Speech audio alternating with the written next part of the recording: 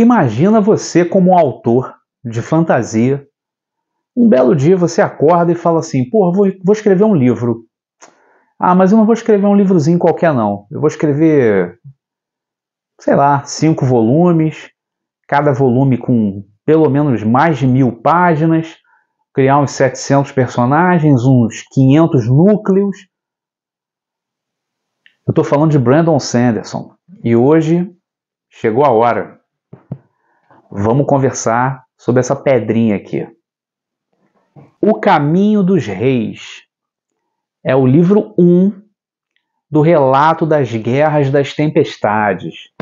Esse pedregulho aqui, esse tijolão, essa pedra fundamental do autor norte-americano Brandon Sanderson, que dá para ver aqui atrás de mim aqui, já lançou aqui no Brasil pela heróica editora Trama os 2 próximos volumes, o volume 2 e o volume 3. Eu já li o primeiro volume, mas eu prometi aqui no canal que eu ia fazer uma releitura, da mesma forma que eu estou fazendo com Elric, onde é que eu tirei Eric? De Elric, a saga de Elric, volume enorme também, está aqui na minha coleção. E o primeiro volume, né, saiu aí pela editora Pipoque Nanquim. A gente já fechou a primeira história, Elric de Mel de Boné. São os 3 livros lá que compõem essa grande história, essa grande primeira saga aí do livro. E já vamos partir para a segunda. Mas, em paralelo, eu quero trazer para vocês também O Caminho dos Reis, essa mega história, essa mega saga de Brandon Sanderson, que até por eu já ter lido, eu vou não dar spoiler, mas vou apresentando, da mesma forma que eu fiz na saga de Elric. Eu vou apresentar hoje só o prefácio, vou contar um pouquinho aqui da história, mais ou menos o que é essa ambientação aqui. Vou falar hoje sobre o prefácio, as minhas impressões, primeiras impressões com relação a essa obra. E nos próximos vídeos eu vou fazendo naquele mesmo formato que eu faço com a saga de Elric. Vou pegando 3, 4 capítulos, faço um vídeo, mais uns 3, 4 capítulos, faço um outro vídeo, e por aí a gente vai. Vocês vêm comigo aqui no Fronteira Tour, a gente vai analisando juntos essa obra aqui, que é muito legal, tá? Spoiler fundamental aí eu já posso dar. Isso aqui vale muito a pena, tá? É muito legal. Como eu falei no início do vídeo, a gente aqui não está tratando de uma obra pequenininha não, tá? Brandon Sanderson é top 3 aí, meus autores de fantasia prediletos. Ele está no meu top 3. Com certeza hoje ele é meu top 2. Ele só perde para Tolkien, escritor clássico aí, professor Tolkien, mas hoje ele está acima, para mim, de George R.R. Martin, no que diz respeito à fantasia e seus vários subgêneros. Eu acho que Brandon Sanderson hoje, para mim, vivo, é o expoente maior de um autor de fantasia. Eu, como autor, eu procuro me inspirar, pegar inspirações na obra, né, de Brandon e trazer para as minhas próprias obras também, para a minha escrita, não o estilo, mas pegar o que eu percebo que dá certo, ver a dinâmica, a forma como ele dá andamento à trama, mas isso é de autor para autor, né?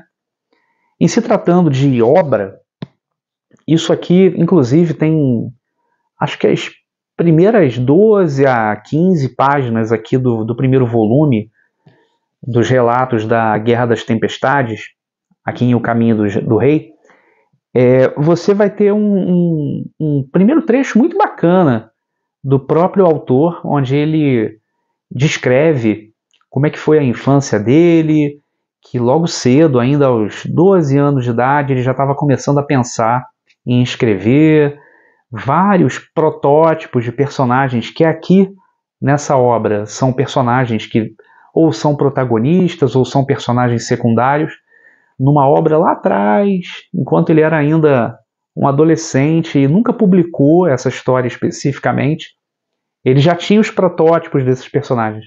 É muito legal para quem gosta de escrever, porque isso também aconteceu comigo. O meu livro Almaron, O Retorno do Ancestral, o primeiro volume da minha duologia, que vai fechar agora em 2025, né, com Almaron, o Expurgo do Ancestral. É uma obra que eu criei na minha mente, na minha cabeça, né, a minha criatividade já estava começando a produzir aqueles personagens, fazendo world building. Eu acho que eu devia ter, não sei, acho que uns 30 anos, eu com certeza já tem quase 20 anos aí na minha cabeça essa obra, mas eu nunca tive oportunidade, eu nunca tive tempo mesmo de sentar e escrever. Então foi muito legal pegar esse primeiro volume aqui, logo nas primeiras páginas você vê a vivência do autor, essa experiência que ele teve de guardar esses documentos, né, esses protótipos da escrita dele que viriam a se tornar, muitos anos depois, palavras do autor, a obra definitiva que a gente tem em mãos aqui. O primeiro, o segundo e o terceiro volume já aqui no Brasil, se eu não me engano, já está no quinto volume lá no exterior, lá nos Estados Unidos. Então você ter isso aqui é muito legal, soma muito e você acompanha, né, esse processo criativo do autor. Acho que é uma forma muito bacana de você começar o livro aqui, devagar. Eu já estava preparado para abrir o livro e encontrar já, né, parte já do que tinha para ler, mas não. Aí estava aqui os agradecimentos dele, um prefácio, né, especificamente falando sobre esse processo criativo dele e tudo mais, para só então, né, vir no prefácio, né, o que é um prólogo mesmo da história e que vai nos apresentar esse mundo, né, esse planeta, essa terra chamada Roshar. Então a gente vai ter uma terra, né, fantasiosa, ela em nada se assemelha com a nossa terra aqui, então ela é atemporal, né, então é um planeta, está no sistema solar, não importa, não é dito, não é colocado, então é quase uma alta fantasia, você tem uma total disrupção mesmo da nossa terra, não tem nada a ver. Então Rochar é uma terra inóspita, com pouca vegetação. Curioso isso, né? Porque em seu geral mesmo, não tem. É uma terra que possui florestas, possui terras um pouco mais férteis, mas elas são raras. Elas não são uma regra geral, e você tem alguns trechos, né, que são tomados por neve, porque estão, né, rigorosamente situados num polo, ou porque, né, tem desertos, mas aqui e acolá, uma terra um pouco mais inóspita aqui, uma terra escura e com um terreno venenoso. Não. Aqui você tem, de fato, um terreno muito pedregoso, via de regra, e o mais interessante, Rochar é uma terra que é a todo tempo, né, e comumente, isso de uma forma regular, né, meio que existem variações mínimas, mas você tem temporadas, você tem estações que vão passando e de repente vem uma ventania, uma tempestade, tanto que o título já traz aqui, né, os relatos da Guerra das Tempestades, e você tem dentro dessa terra de Rochar tempestades, mas não são tempestades como a gente vê aqui. São tempestades de vento, raios, né? Tempestades magnéticas e ao mesmo tempo grandes nuvens que se batem mesmo no solo e vão carregando tudo. E é muito legal a criação de Brandon Sanderson, porque ele montou todo um ecossistema baseado nessa dinâmica das tempestades. As terras, elas são varridas em grande parte, né, de Rochar, e a civilização ela cresce em canyons, em terras que tem umas montanhas que protegem desses ventos, mas isso não é via de regra, não. Então, essas terras mais férteis, agrícolas, e essas cidades meio que abençoadas por serem protegidas das tempestades, elas são exceção. A regra mesmo é você ter grandes terrenos, assim, que são planícies e a todo tempo erodidos mesmo, sacudidos por essas tempestades, que o ecossistema já se habituou, né, e os seres, vamos colocar assim num primeiro momento, né, humanos, né, e outros não humanoides, aprenderam a conviver. Portanto, dito isso, né, essa primeira apresentaçãozinha, né, que eu quero fazer, até para não dar muito spoiler, mas é um mundo fantástico e é muito bem descrito, né, conforme eu estou falando aqui, mas não no início não, tá? No início o autor te joga mesmo dentro da ambientação, você fica boiando mesmo, mas você é premiado, porque da mesma maneira que você vai boiando nos conceitos, em algumas terminações, e são muitos termos, você aos poucos vai aprendendo mas não se iluda, em vários momentos você vai precisar se remeter lá nas páginas anteriores, num capítulo lá, peraí, mas esse personagem, tá, aí você vai lá, dá uma conferida e volta, então isso vai ser necessário, porque aos poucos você vai chegar no final do primeiro livro com pelo menos uns 50 personagens que você vai precisar lembrar, e você vai lembrar. Pela excelente escrita do autor, você não vai ter problema com isso. Mas, de fato, são muitos personagens. E pelo menos uns 4 a 5 protagonistas aí, em épocas diferentes. Isso também é muito interessante. E aí você vem para um prelúdio. Você tem um mapa. O mapa está inserido mesmo no volume. E isso é bem legal. Tem vários mapinhas conforme a história vai passando. Mas você vai ter um mapa geral aí de Roshar. E nesse mapa de Roshar vai estar tudo ali bem descrito, embora, é o que eu falei, é muita coisa, são muitos reinos, principados, ducados, são muitas terras, termos ali estranhos mesmo que o autor ele adora colocar. Preparem-se para torcer a língua e morder a língua para tentar falar alguns termos também, porque Brandon Sanderson não nos poupa disso, é muito queixar, é muito rochar, Haishar, Kavil Alhar, lembra muito Frank Herbert, quando você está lendo Duna, né? São termos muito alienígenas mesmo, mas é bem legal, foge um pouco daquele conceito anglo-saxão, né? Do Julian, do inglês, do John, do Michael, então foge muito aqui, bem legal. E aí você vem e Brandon Sanderson nos apresenta um prelúdio, né?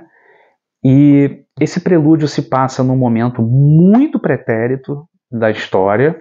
Ele, na verdade, explica muito pouco no prelúdio. É mais para te jogar mesmo ali numa ambientação. Você não vai entender primeiramente o que está acontecendo. Ele vai te apresentar dentro do ambiente uma área que foi palco de uma grande batalha. Isso já fica claro, mas não com quem e o porquê. Mas ele já te apresenta algumas criaturas que são parecidas com uns golems de pedra, mas que são seres vivos mesmo, mas são enormes, gigantescos, e que jazem no campo de batalha. Existem humanos, humanoides, e você não sabe bem quem está do lado de quem, e você é apresentado a um personagem chamado Kalak, ou Kalak, e ele é um guerreiro, e ele fica claro para você porque ele vem te apresentando, ele vem conversando alguns conceitos daquilo ali, que ele sobreviveu àquela batalha, que aquela batalha foi muito dura e que fora o terreno que já é inóspito onde ocorreu a batalha, você tem um mar de corpos, né? Então existem, fora os mortos, né, os gemidos, os choros, os gritos dos moribundos e os poucos sobreviventes. É curioso isso, porque eles, de fato, na minha leitura eu entendi que tinham até lados opostos. Você tinha um sobrevivente passando ali, que era com certeza um lado, e o outro passando aqui, mas a batalha acabou. Fica claro que a batalha acabou. Então tá cada um cuidando do seu lado, cuidando dos seus assuntos e querendo sair dali, ou cuidando dos seus feridos. E Kalak, ele se mostra muito empenhado, né, em encontrar seus 9 companheiros, guerreiros como ele, e que fica muito claro aqui dentro do prelúdio que, como ele, esses outros 9 seriam imortais, tá bom? Os 10, ele, Kalak e mais 9, estariam do mesmo lado, participaram ativamente dessa batalha, porque suas armaduras, a armadura de Kalak, ela tá lá com sangue, esguichado, espichado, a capa dele tá rasgada, e ele traz consigo uma espada que na descrição que a espada que ele carrega é uma obra-prima. Então ela é muito diferente de uma arma comum e que ela tem uma característica que ele consegue materializá-la e desmaterializá-la em sua mão conforme a sua necessidade ou a sua vontade. Então ele está com a mão vazia, quando ele quer, a espada se materializa na mão dele, conforme a descrição do autor, é uma obra-prima à parte, tudo.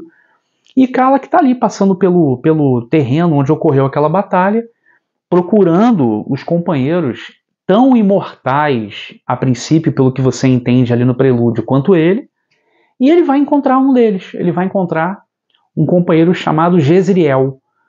E esse Jezreel, como ele, tem a sua espada e ele está ali olhando de uma forma estranha, né? Meio que olhando, mas sem ver. Né? Ele está com os olhos distantes, vendo aquele campo de batalha, o resultado, né? Naquele campo de batalha. E fora ele, Jezreel, Kala que vai encontrar 7 espadas cravadas numa pedra. E Kala que quer saber o que aconteceu e tudo, e Jezreel vai explicar que dos 10, 7 já largaram suas armas ali e abandonaram o que seria um pacto entre eles. Então, o que nós temos?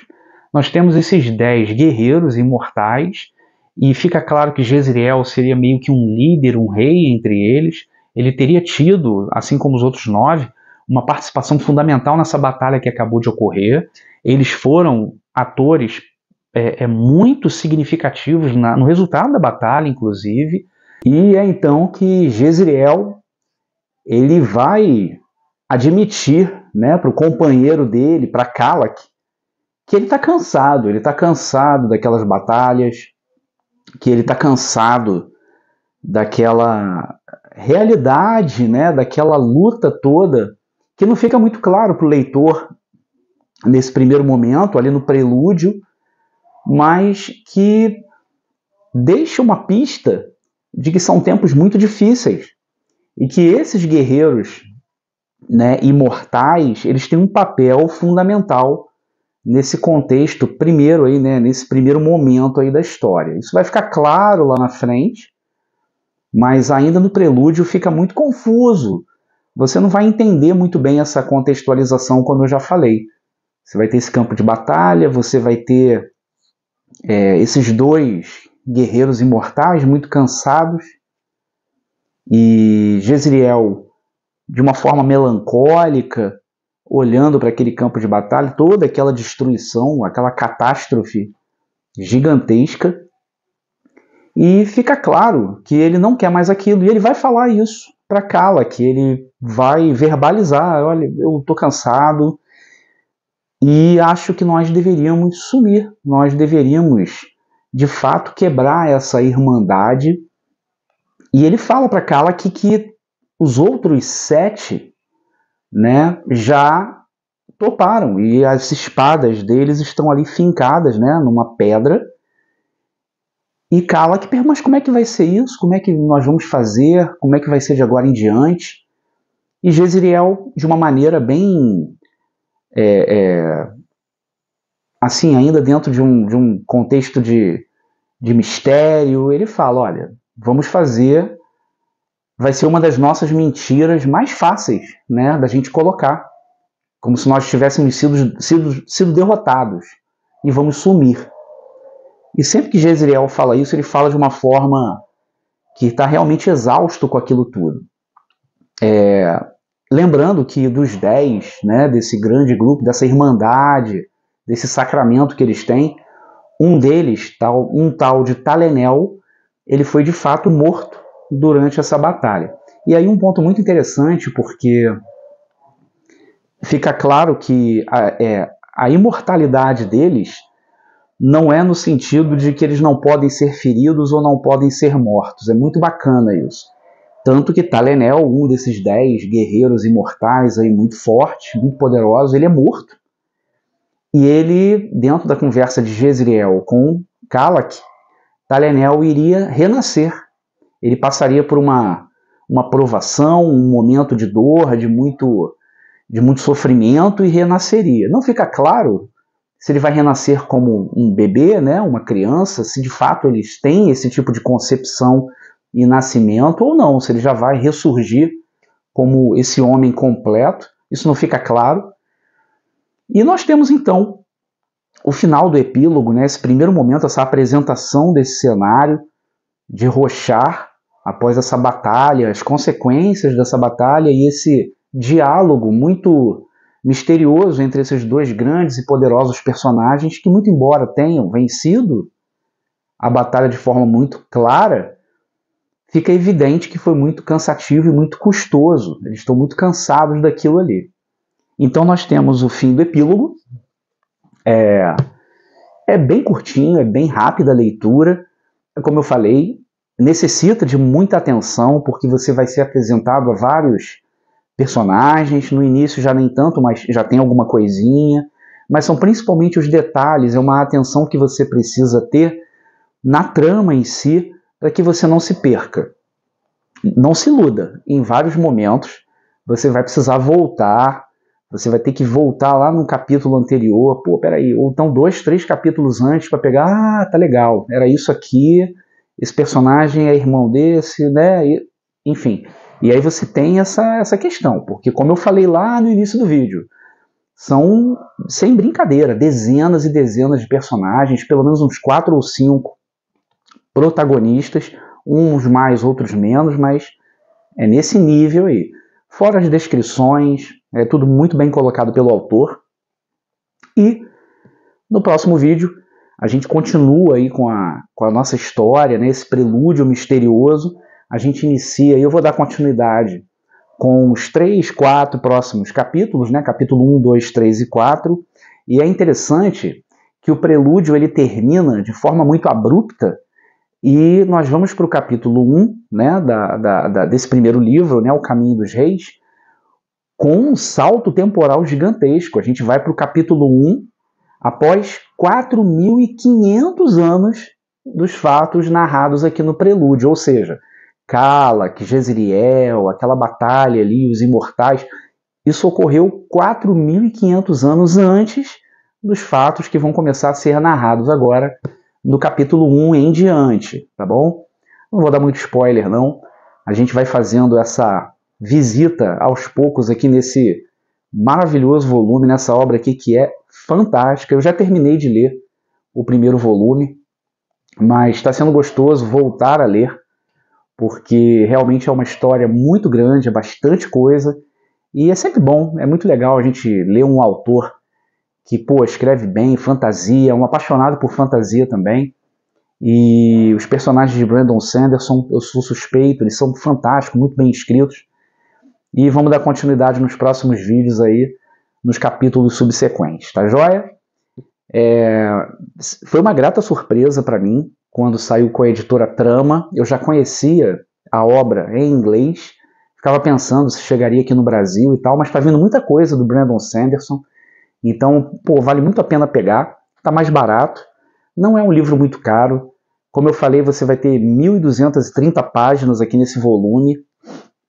Eu acho que hoje você encontra aí na casa dos R$100 esse primeiro volume aqui, mas vale muito a pena, é um investimento, é uma história muito boa. E, poxa, são mais de 1.000 páginas aí, por um valor que não está muito caro não, tá? Espero que vocês tenham gostado do vídeo. Tentei fazer curtinho aqui porque é só o prelúdio. Devo fazer no mesmo formato que eu tenho feito a saga de Elric. Então já vou fazer em paralelo aqui também O Caminho dos Reis, né, no relato das guerras da Tempestade, é o primeiro livro. Acompanhem comigo aqui no canal, curtam. Se vocês quiserem dar um joinha, isso é muito importante para que o nosso conteúdo seja, né, replicado, a plataforma entenda a relevância aí do nosso conteúdo e passe para mais pessoas que gostam, que têm o mesmo gosto que a gente. Se vocês não forem inscritos, quem está assistindo aí, e vocês considerarem se inscrever, para mim vai ser uma honra. O canal está crescendo e se inscreve aí, dá essa força para a gente também, porque isso também aumenta a relevância do nosso conteúdo. E por fim, um comentário, né? É aquilo que eu mais gosto. Então escreve aí, estou sempre respondendo. Assim que você escrever, no primeiro momento eu já estou dando resposta. Eu não deixo comentário sem resposta aqui no canal Fronteira Tour. É uma marca do meu canal, tá joia? Espero que vocês tenham gostado do vídeo e até a próxima.